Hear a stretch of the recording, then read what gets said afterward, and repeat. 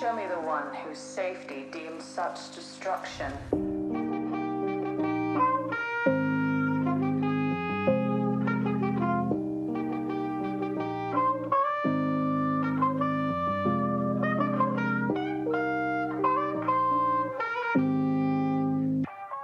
This is the way.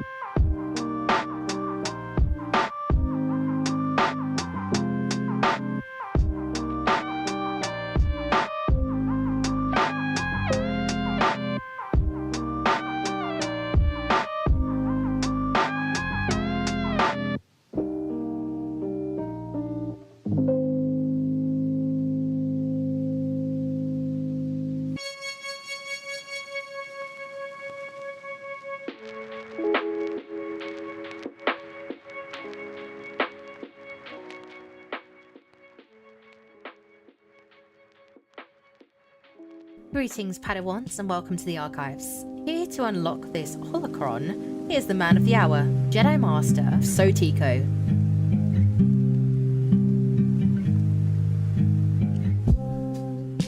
Bosha, what is good, guys? It is your boy, the boy, everyone's boy, AlsoTeeko, and we are back on the block today, and I am so happy to be here, so happy to be hanging out with you guys, and we have a very fun show ahead of us. Let's have a good time. Let's talk some Star Wars, and let's talk about what we're going to be talking about. So In case you didn't see the thumbie, you see off rip, it is Luke Skywalker, particularly the episode 5 variant, because I do want to get into a theory that I conjugated up as I was resting in the bath last night.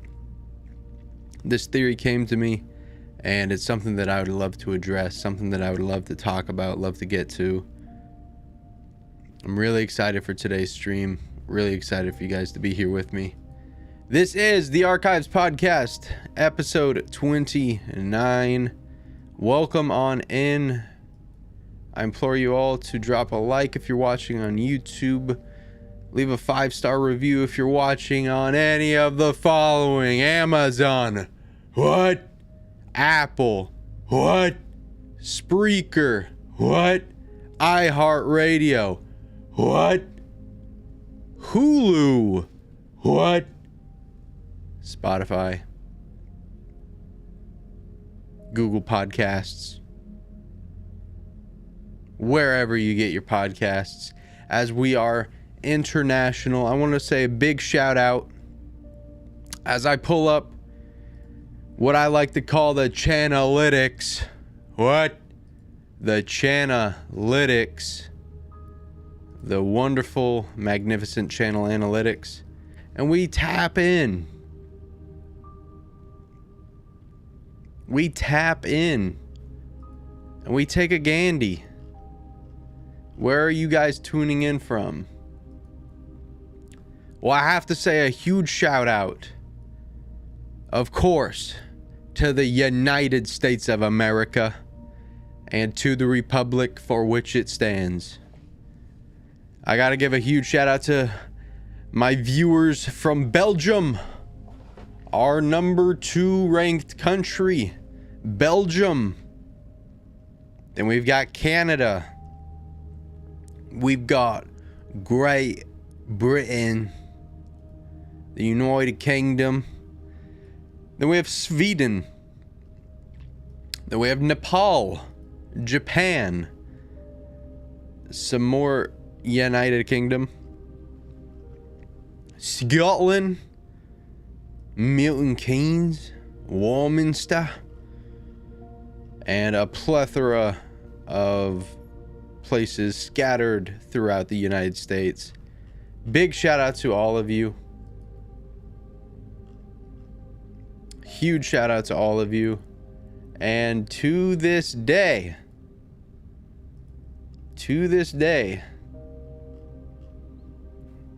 you guys have been making this podcast one of the funnest things in my life.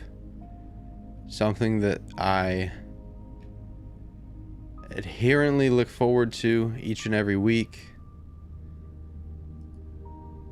And I appreciate each and every one of you for making this. We're 29 episodes deep. You know? We have episode next week, the big 30. The big 30. I'm hyped. I'm really hyped. We got word from Van Seal.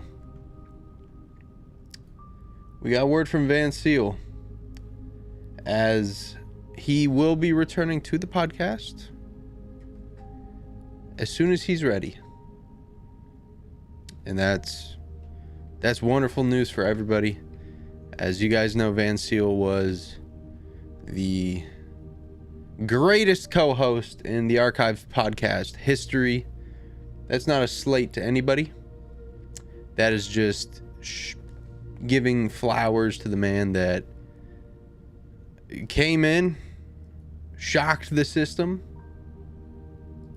and really left us wanting even more. I'm really excited for today's podcast because we are talking all about one of my favorite characters, Luke Skywalker.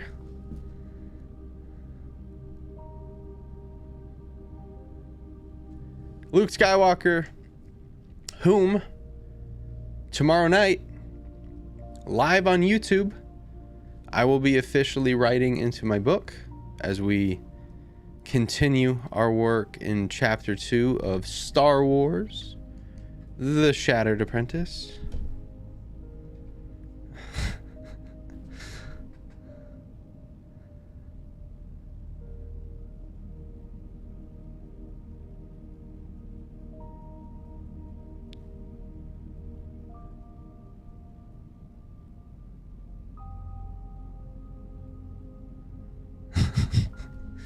My missus wants me to tell you guys that she's obviously the best co-host, which is true.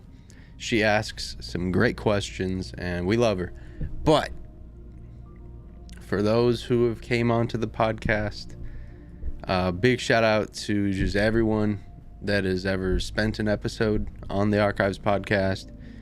You know, JT, Fred, Ziskeg, the OG crew, MJ, Van Seal, Sith Citadel. We want to get Monkey Man on here. Anyone and everyone's welcome. It just has to be the right person. I've had multiple talks with multiple people and it just has to be the right person. I don't want to bring just anybody on here. We have a standard that has been set that we henceforth need to stay at, you know. And even my brother came on for an episode, but it ended up corrupting, you know. But we'll get him back on. He's been doing great things, so we'll get him back on maybe next week for the Big 30. I want to try and get a bunch of people on for the Big 30, but in today's episode, we're talking about Luke and not my cat, who's laying right there. Not my cat. We're talking about Luke Skywalker, the son of Anakin. I put out a poll on Twitter last night, and it was simply asking, who is your favorite Skywalker? Right now, it's sitting at 66%. Technically not. 50% Anakin. 25% Luke, 25% was a write-in vote by my missus, and she said Leia. Excellent choice.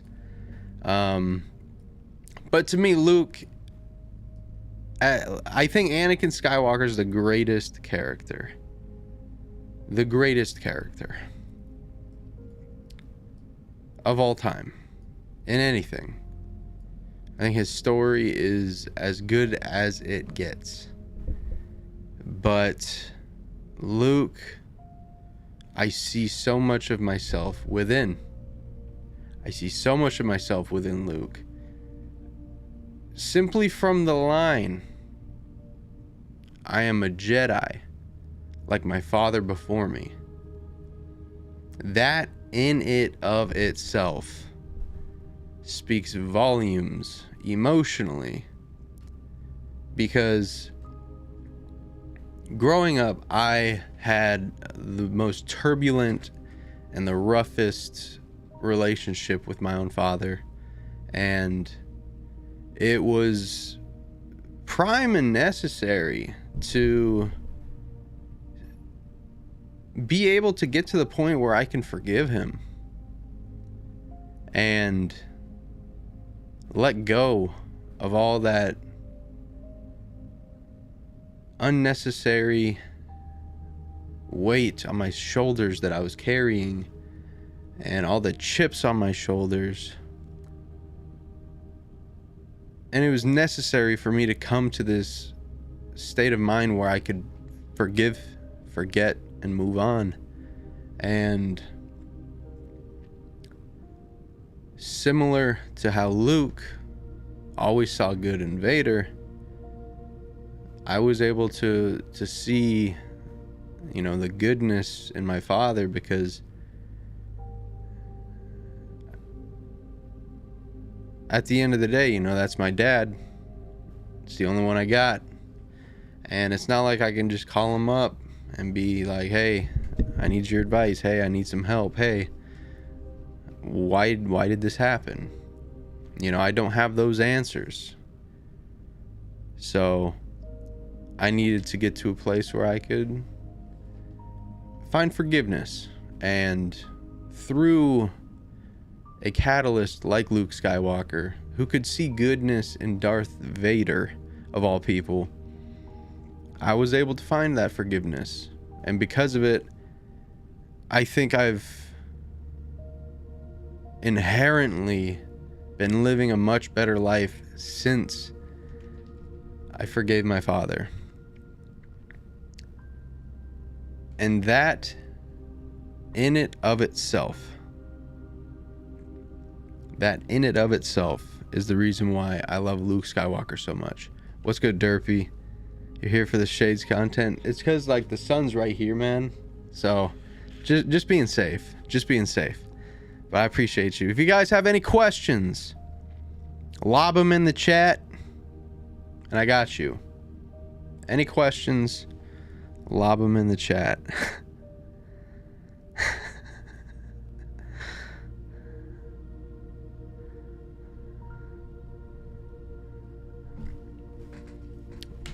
Shoot, brother, shoot.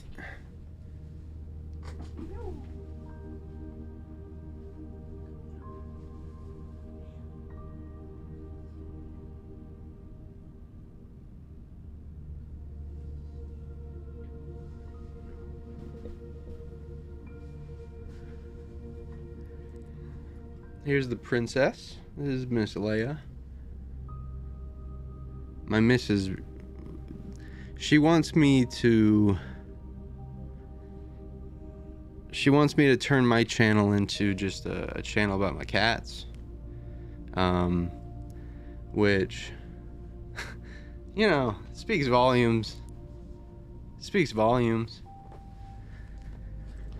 Did you respond to your dad? No, that's impossible. No.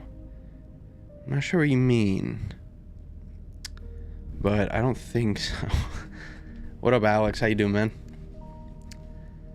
There's an ongoing theory and there's an ongoing discourse about the ideology of a gray Jedi. This isn't a Jedi who is good. This isn't a Jedi who is bad. This is a normal human being. Normal human being values. Normal human being actions. Normal human being responses through the vehicle of a Jedi. I've never been a fan of that notion, never been a fan of that discourse, because there's a great level of responsibility that comes with being a Jedi. There is a increased state of being as being a Jedi. And I think a guy like Luke Skywalker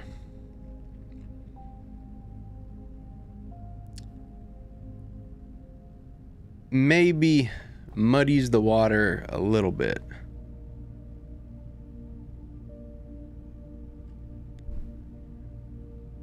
Maybe muddies the water a little bit.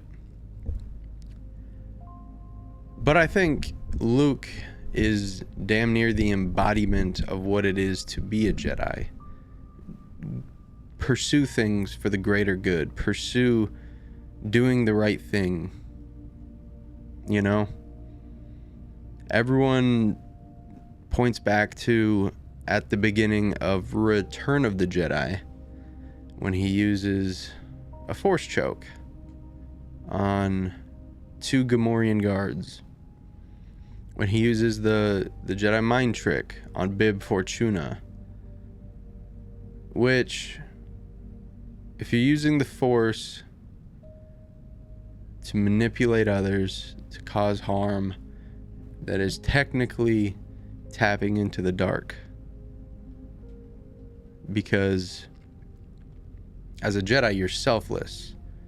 You are thinking of others, which in this case, I think works because Luke is doing those things.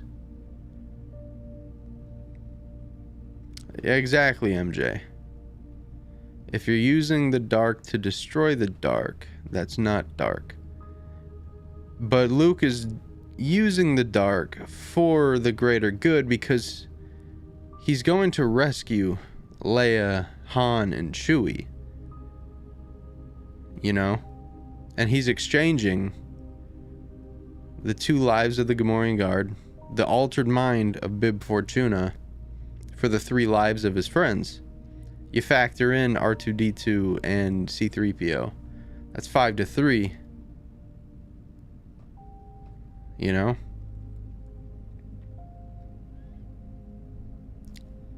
Luke Skywalker and Obi-Wan Kenobi are the 2 Jedi people should aspire to be, in my opinion. He's the chosen one, though.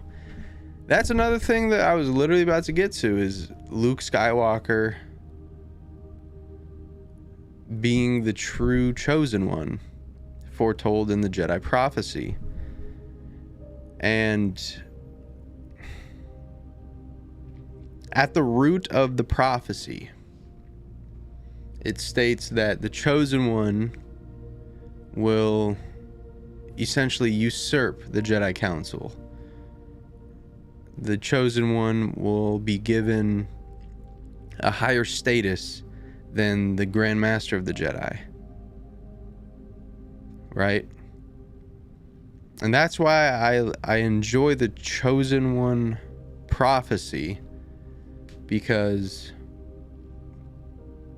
much like most prophecies, there's always going to be multiple interpretations and iterations in them.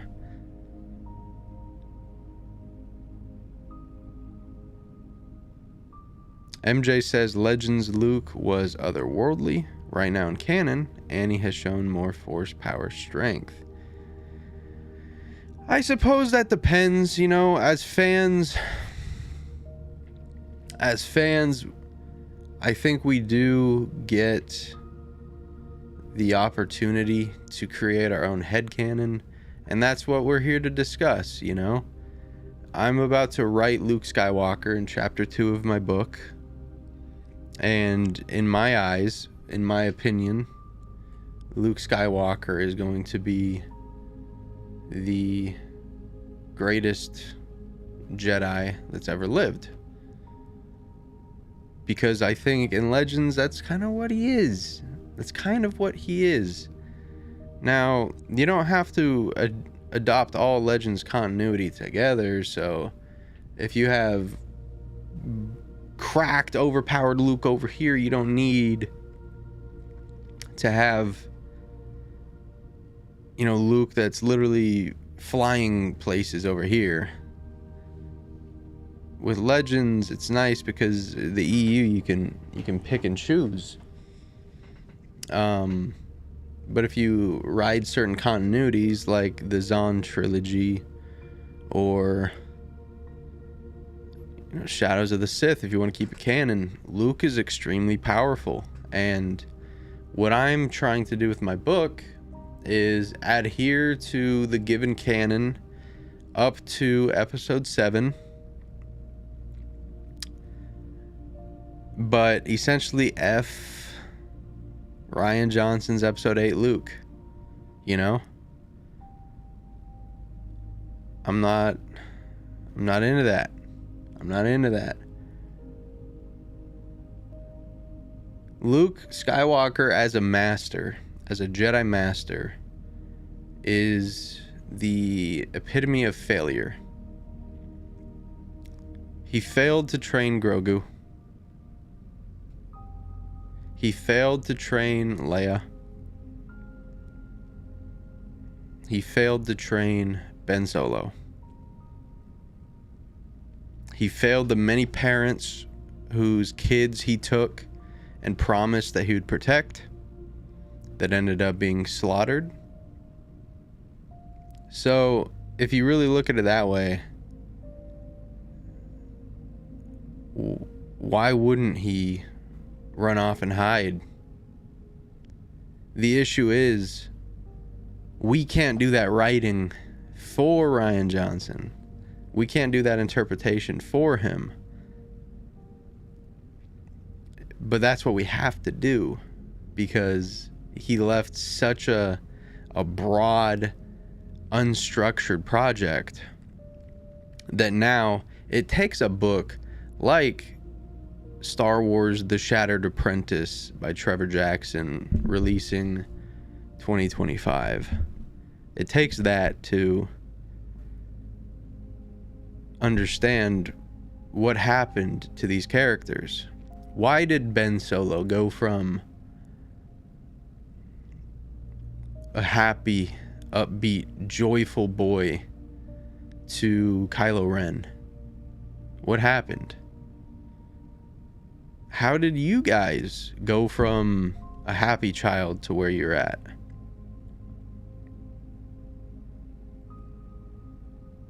We all have a story, and these characters deserve their story to be told.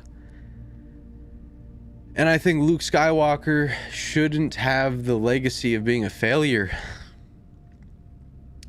I think that it's super unfair that Luke, Han, and Leia really didn't get their just due from this latest sequel trilogy.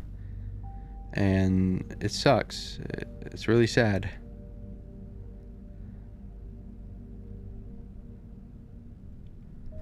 I hope you guys understand that, like, to everyone that grew up with Anakin,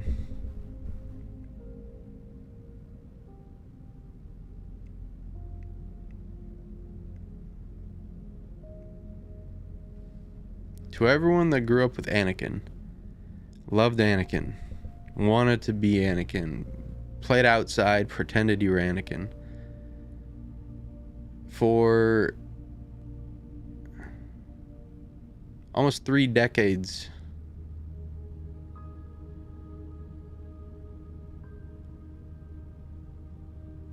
from 77 till 1999,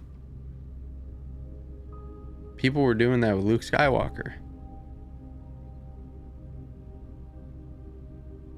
You have to realize how important this character is, and for the lasting memory, for the lasting taste in our mouths to be your favorite character is a failure, that's not right. That's not right. MJ says, Ahmed Best posted on IG himself in a mocap suit. The tags were Jar Jar Binks and Activision. Animation nowadays has included mocap. I thought that was going to be for Galaxy of Heroes myself, for like his moves and stuff. You never know. We'll have to wait and see. The greatest moment of Luke is in season 2 of Mando. That reveal of him touched so many hearts. Exactly, and I think that's as a result of seeing him as such an old, decrepit, broken down man in the episode 8 and 9, and then to see our Luke Skywalker, the Luke Skywalker that people grew up dreaming to be, hoping to be, aspiring to be, seeing him back. Like, say what you want about Jon Favreau, about Dave Filoni. Say what you want. Dave Filoni wrote Anakin Skywalker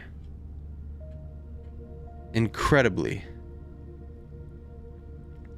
Jon Favreau has written Luke Skywalker, albeit with the caveat of the Grogu bull crap. You know, you must not have attachments. But I was about to say, MJ took the words out of my mouth.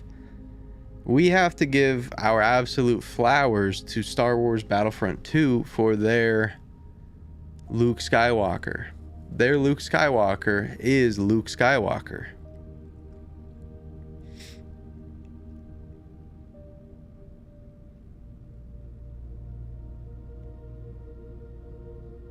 And his line when he's talking to Del, everyone has a choice to be good. That says everything that the character has ever needed to say, you know? That's the Luke Skywalker that I'm writing in my book. That's the Luke Skywalker I want in my book. Exactly. Why did you help me? Because you asked. And I think that is as touching as it is poetic, because Luke Skywalker, son of Anakin Skywalker, all he ever wanted to do was help people. All he ever wanted to do was make people happy. Apprentice of Obi-Wan Kenobi, who all he ever wanted to do was be a good Jedi. That was his mission. That was his goal in life. And then once he lost the Jedi Order, he realized that there's so much more to life than just being a Jedi.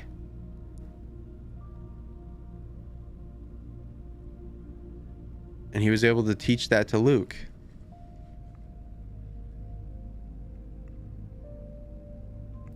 Star Wars is a very poetic thing. And there's a lot of rhyming. There's a lot of tradition, adherence. You know, you look at the Jedi lineage tree. Starts at Rey. You move up a peg. It's Luke and Leia. Move up a peg. It's Yoda.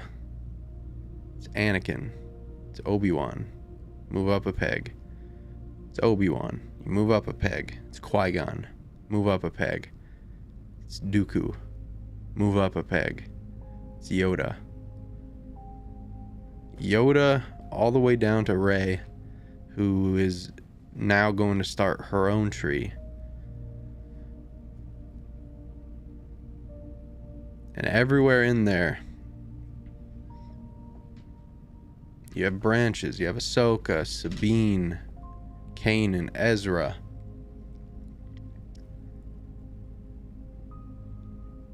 It's glorious to see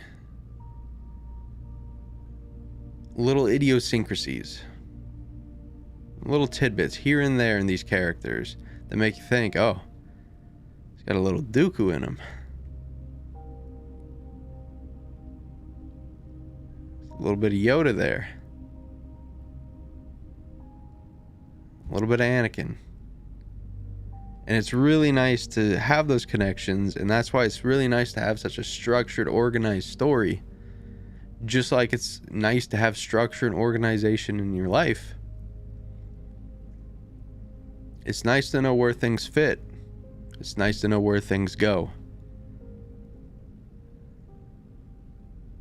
And when you don't have that structure, when you don't have that organization, and you force your fans to be the ones to try and put things together, you're only creating a recipe for disaster.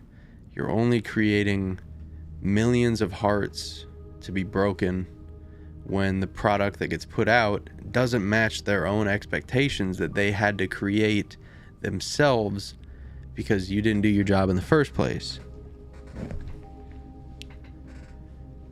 It's like at my job as a server in a restaurant. If I spent the first 3 minutes bigging up how great this dinner's gonna be, bigging up how great the food's gonna be,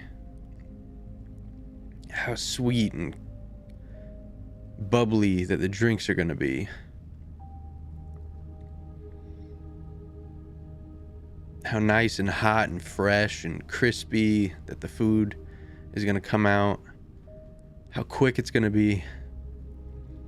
And then food takes its time. Maybe it's a little warm, maybe it's a little cold. And you bite into it and it's just like, this is not what I was expecting. That's exactly how episode 8 was. You know? We finished episode 7 of Star Wars, great movie. And we have the ultimate cliffhanger that leaves us on a cliffhanger for 2 years, which is Rey handing her father's Luke's father's lightsaber to Luke. And that's the last scene that we see for 2 years, which causes for speculation, which causes for theories, which causes for discourse, discussions, excitement.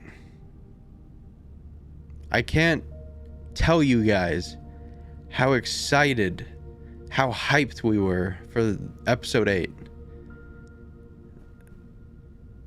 The energy was palpable.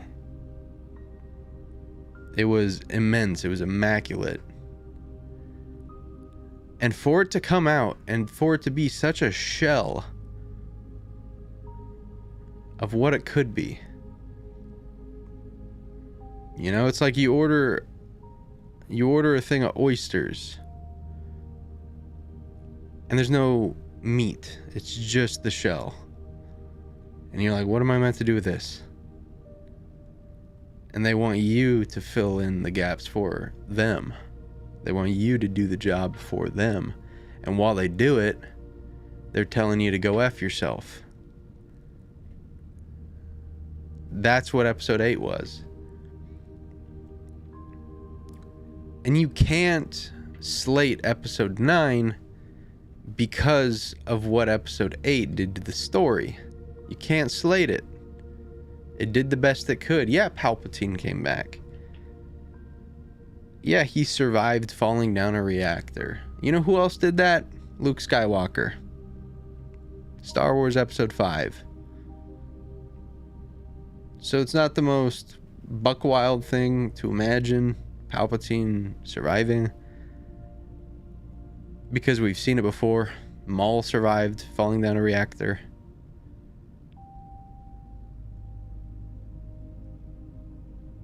Luke survived falling down a reactor.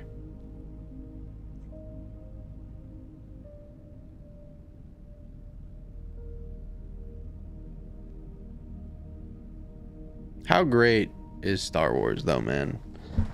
Something that creates such creativity. Something that creates such discourse. There's not many things like that. You know, Dune 2 just came out. I don't hear anyone talking about theories for Dune. I don't hear anyone talking about discussions or discourse of Dune. But with Star Wars, it seems like with everything that comes out, there's always some sort of fan discussion going on about the story, about where it's headed, about what's going on, about what's going to happen. And I just don't think you get that in most other IPs.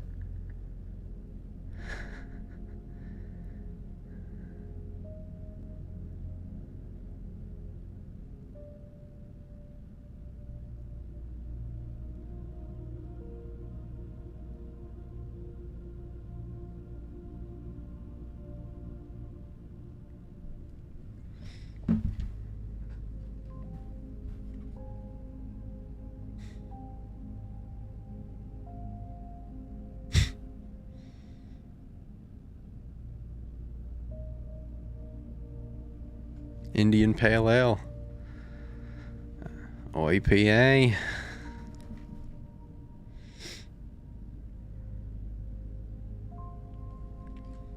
The next thing I wanted to talk about, it even goes into what we're kind of talking about. And that's the Force Ghosts and the Force Ghosts influence. And I want to do a standalone video on this. I've been meaning to for the longest time.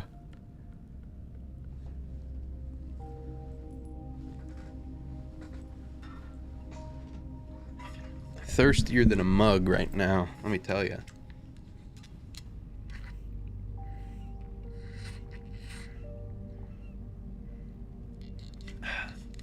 Thirstier than a mug. I have a theory that Force Ghosts in Star Wars may only be seen by masters and apprentices. When you look at the chronological places where we see these Force Ghosts appear, number one, Qui-Gon Jinn to Anakin.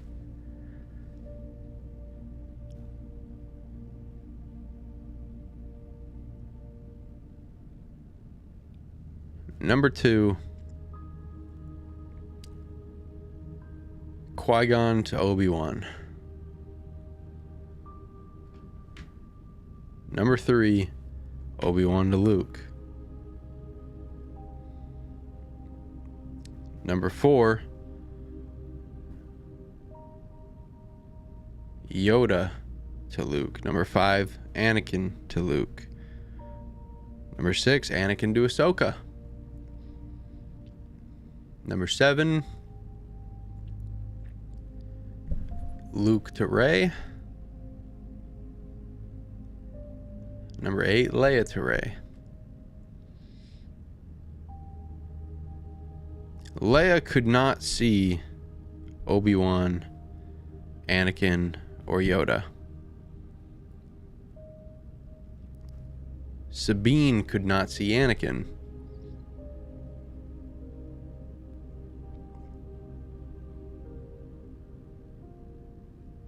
There's concrete proof of that theory. There's concrete proof. And I think that the Force Ghosts do have some sort of influence. And I know just off of the first bit of Heir to the Empire how much energy and how much effort it takes for these Force Ghosts to even appear.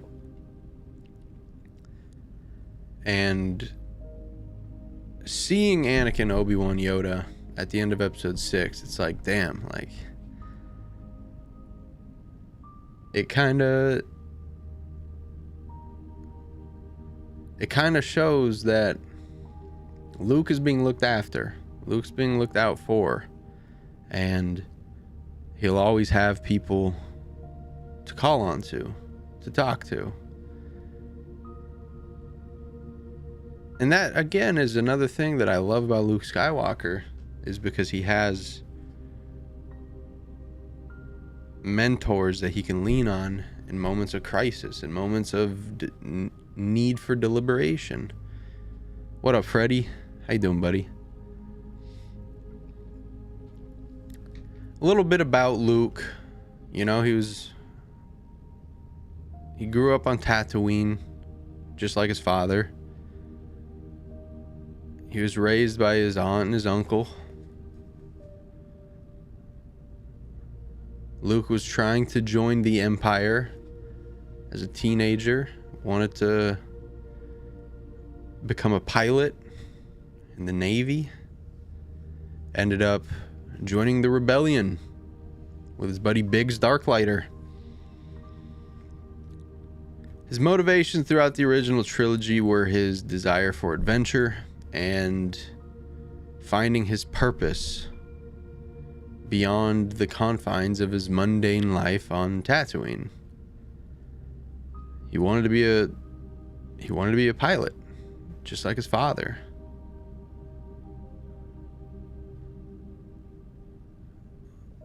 Luke goes through a crazy amount of character change because he goes from that kid who doesn't really know his purpose to being kind of ushered into his purpose. And he had to go through some steadfast and kind of abbreviated trainings with Obi-Wan, then Yoda, because similar to Rey, where Rey just adopted these powers so suddenly, so quickly, very similar to that, Luke had to get ready. The light side of the Force was kind of putting Luke on Force steroids, just like they did it with Rey. And Luke had to, grow with the Force very rapidly. And because of that, similar to how roid rage is a thing, I think there's a propensity to kind of have a little bit of dark side within you when you're being, roided up in the Force. Just like how Rey was able to use Force lightning and adhere to, her anger and her fear at sometimes, so too is Luke. Luke held his own against Darth Vader before losing his hand because he was so afraid and he was so fearful and he wanted revenge in that moment. And it took Luke losing his hand, realizing that he was unbalanced, to really find his center and go back and finish his training. And in Return of the Jedi, Luke confronts both his father and the Emperor. And what does he do? The complete opposite of what he did in the previous movie. In the previous movie, he fought on. He took the fight to Vader. Whereas now, he throws his lightsaber away. Because a Jedi believes in peace. And he's willing to die to bring his father back to the light than he is to kill him.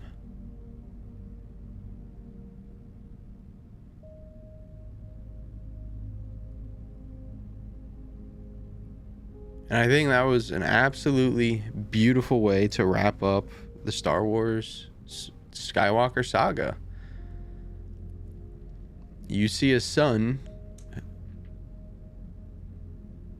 die for the sins of his father, only for the father to save him, sacrifice himself for his son, so his son can then live on with lasting memories that his father was a good man. And that's what spoke volumes to me. So is Luke Skywalker the chosen one? Probably not. But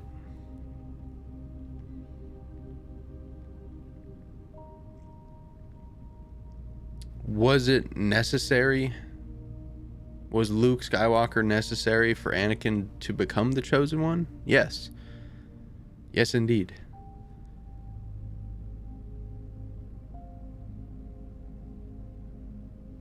Fred asks, imagine Luke was adopted by the Organas and Leia vice versa. Yeah, that's another buck wild out there theory that if you sit here and you really contemplate it, just off of first glance, Luke becomes a prince. Prince of Alderaan, and Leia grows up to be a Jedi, assuming all things go well.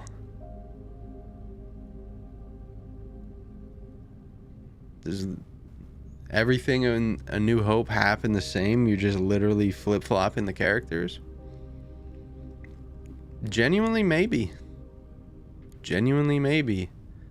Maybe in an alternate universe, Leia is there to save a boy she thinks is super handsome that she saw in a holo recording with Ben Kenobi.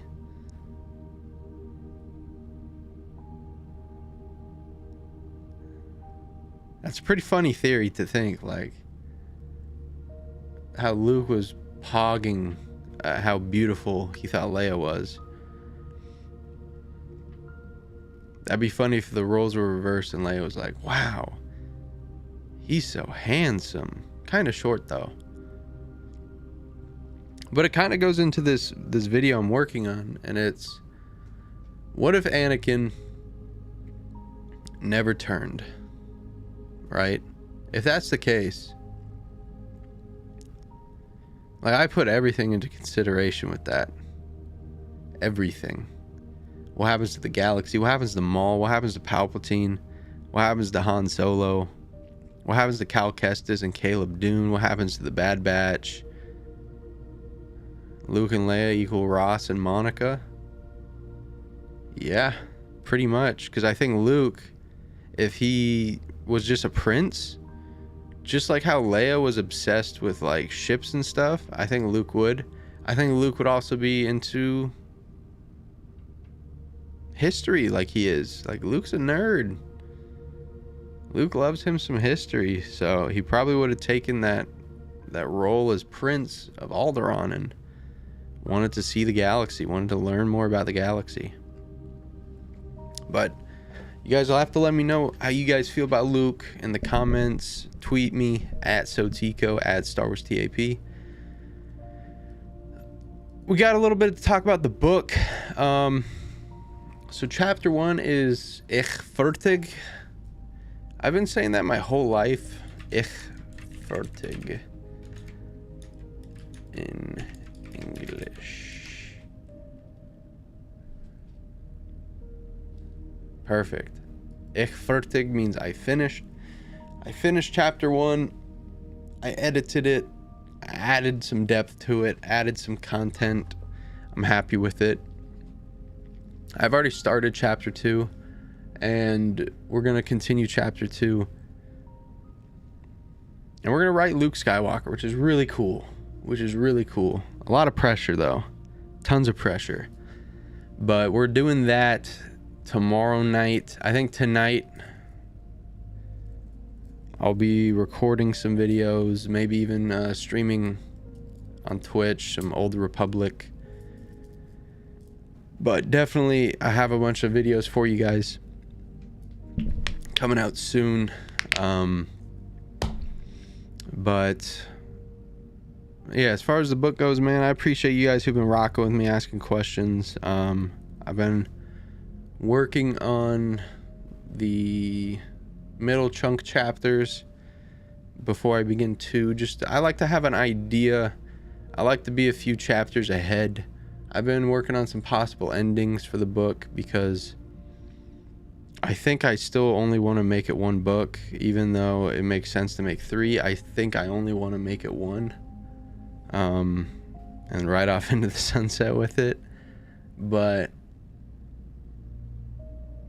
I'm having a good time with it. You know, it's my first writing experience with something that is of this scale. I've written a novella before, which is very like 30 odd page novella. I've written tons of papers for college and research papers, thesis papers, but my first chapter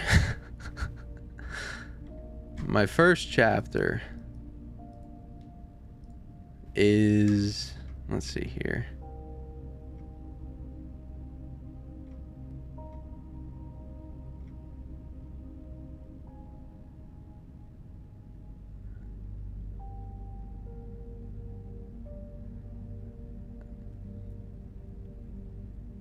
"41 pages?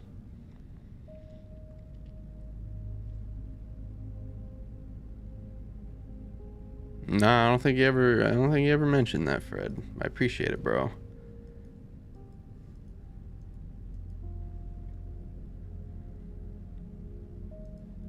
I try to have both.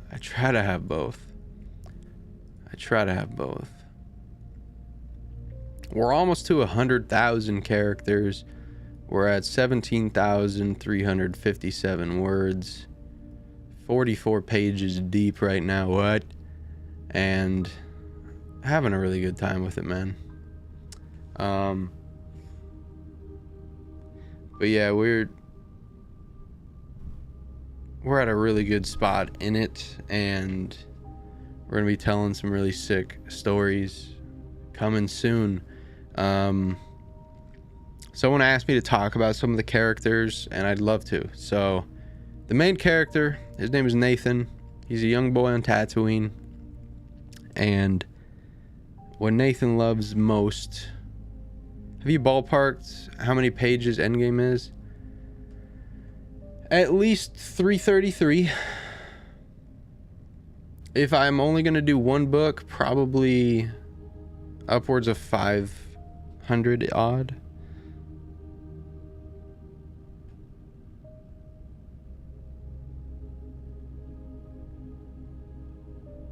Upwards of 500 odd.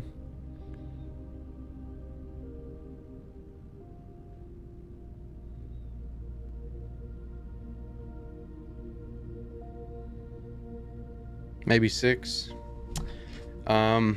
Because I have so much story and so many characters to talk about. Like, we're 43 pages deep right now, and we just finished the first day. We haven't even finished the first day of the book. So a lot of content, right? There's Nathan. There's Nathan's parents, Johan and Carissa. There's Nathan's father's friends, who I won't name because it spoils a good time. There's Fred's character, who's a ex-bounty hunter turned deputy, Fredo Kendata.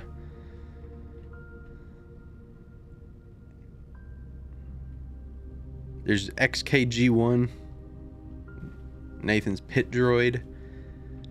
Nathan's best friend, soon to be met, Ben Solo. Nathan's friend that he's soon to meet, actually. Very soon to meet. In this chapter, he's going to meet Rena Tano. There's Luke Skywalker, Ahsoka Tano, and a whole cast of other characters that I don't want to spoil the rest of, but gonna be really fun. Gonna be really fun, and I'm happy to be doing this. I feel like, you know, as human beings, we're put on this earth to create art. And if this is what I leave behind, I'm happy with it so far. And like I was talking to one of my coworkers, and I was like, you know, I've already met my soulmate. I've met the woman of my dreams. I'm content and I'm happy with everything that I've ever created. If I died right now, I'd die a happy and holy man. Starting a petition to make this book canon. I think I'm writing it as if it is canon. I'm adhering to George's canon. I'm adhering to the canon of episode 7. So we go from there. I have a few galactic dispatches. If you guys have any questions that you want me to answer, now's the time. I'll get to the chat questions as they come, because they will take priority to the written in ones. First question here. I've been rewatching the original trilogy and noticed some inconsistencies in the portrayal of the Force. Can you guys talk about the concept of the Force and how it's evolved over the course of the films? Essentially, I mean, the Force started out as an idea where the Force was an energy field. Then as time went on, it kind of began diversifying itself in how the Force is explained. So the Force is still that energy field, but the thing that gives you the connection to the Force is your midichlorians, which are a microscopic bacteria in your blood cells that essentially just allow you to feel and have a connection to this Force, because the Force is around us. The Force is everywhere. It's everything. It's in every living object. It penetrates us. It binds us to the universe, and some people have a higher connection towards it based on their midichlorians. The Force has always been achievable despite your midichlorian count. Like, if you have 0 midichlorians, you have no way to connect with the Force. But everyone has some midichlorians, except someone like General Grievous, who's literally just a heart and a brain and some eyeballs. The less of you, the less connection to the midichlorians you have. So Anakin losing all 4 limbs severely cut off his connection with the Force and the midichlorians, as he lost,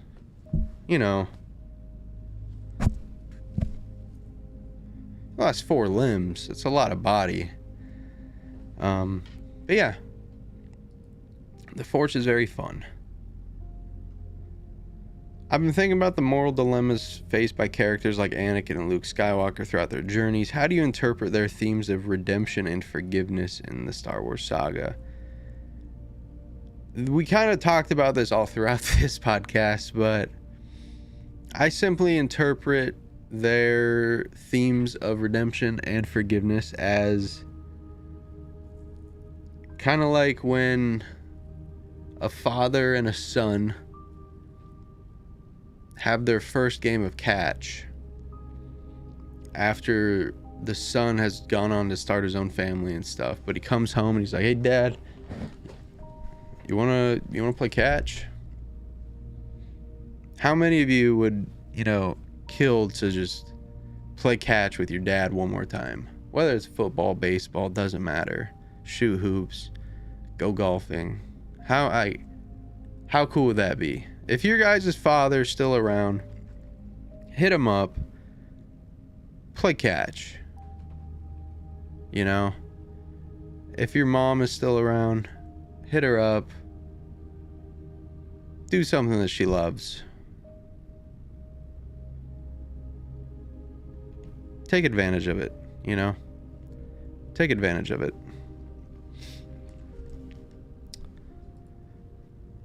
I've heard rumors about potential spin-offs or TV shows on specific characters or storylines. What are your thoughts on the future Star Wars franchise and the direction it might take? Well, right now, it's kind of like the Heir to the Empire era. The Heir to the Empire time. I'm guessing they'll finish this off because it's kind of like the patchwork between episodes 6 and 7.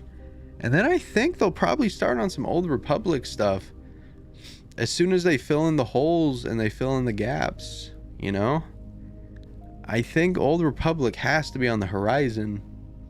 At least maybe High Republic. I think High Republic could also work. You do the High Republic and then boom, Old Republic. Because Old Republic, it could be anywhere. It could be anything, Thousands of years are in the Old Republic era.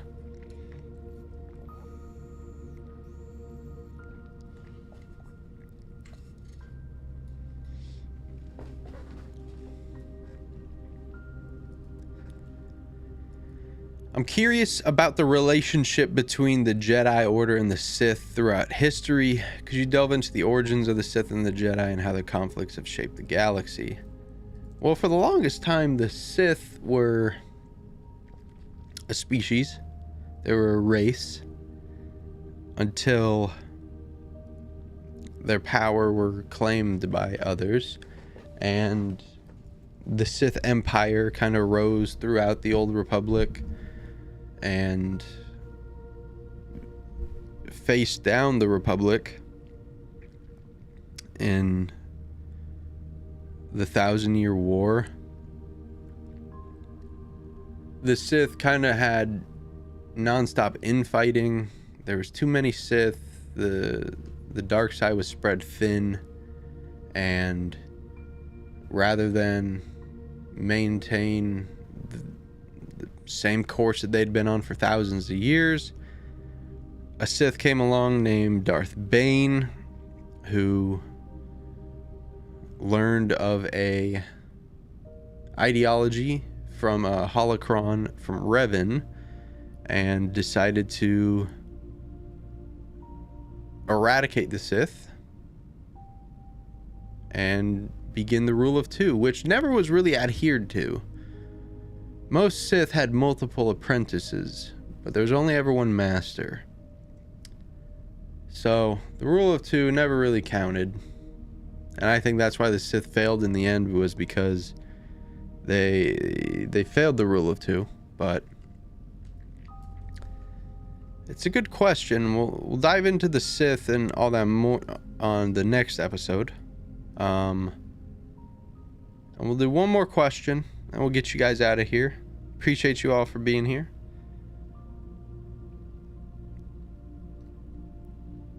You're a fan of the Star Wars animated series, like Clone Wars and Rebels. Could you discuss some of the more memorable moments and characters from these shows and how they can contribute to overall Star Wars canon? We gotta talk about Ahsoka, who is one of the main characters in both of these shows. And you look at how important of a character she is. She's the apprentice of Anakin Skywalker. She's one of the catalysts for Anakin turning to the dark side.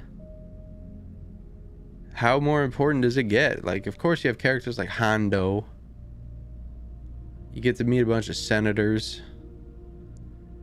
You get to meet Kanan and Ezra and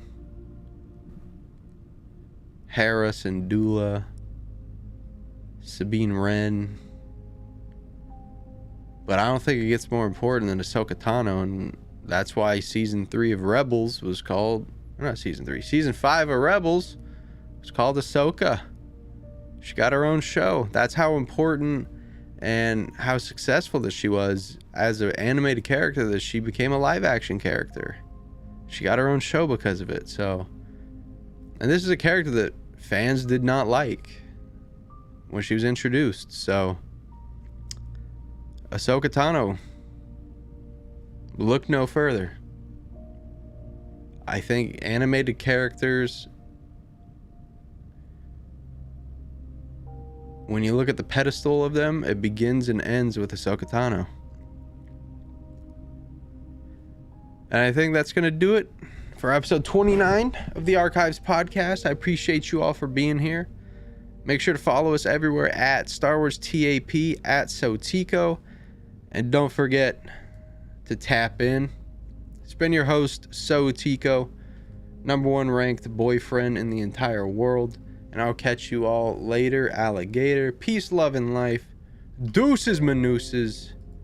And I hope you all have a lovely rest of your day. Peace.